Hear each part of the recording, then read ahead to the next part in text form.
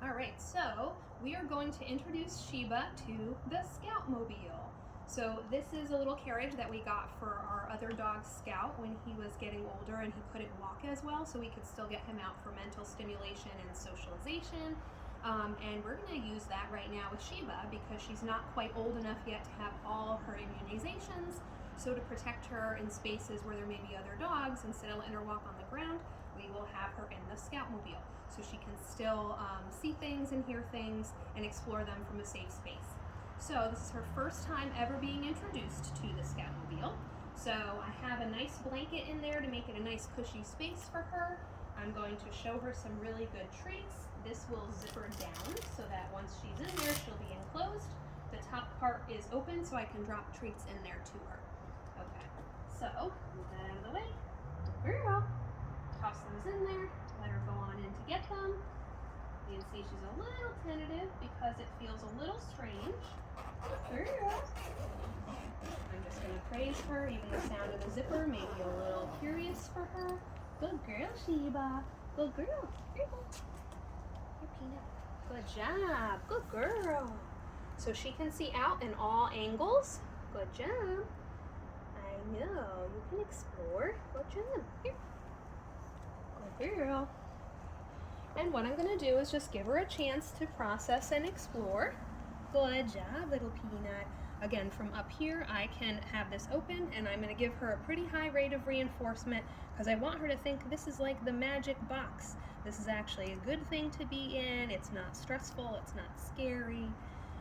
Now, right now, it's standing still. When we start moving, it's going to be a little more concerning for her. It may feel a little strange that she's having something wiggling under her feet that she has no control over, so we're going to do that nice and slow. Good girl, Shiba. Good job. And as we start moving, I'm going to praise her. Good girl. I'll toss some good little treats in there to her. Good job. And let her know how great that is. Good girl. Good job, Peanut. I'm just going real slow, a little bit at a time. I'm not real concerned about how far we go when we're first introducing her. I'm more concerned about making sure that she thinks it's a good space to be and that it's not scary. Good girl. So I'll give her a lot of praise, toss some treats in there pretty frequently so she can just get used to the motion and not thinking that it's scary. Good little Shiba. Good job, Peanut. What do you think? Good girl. Anytime there's a bump in the driveway like there was there, I want to let her know how good that is. Good girl.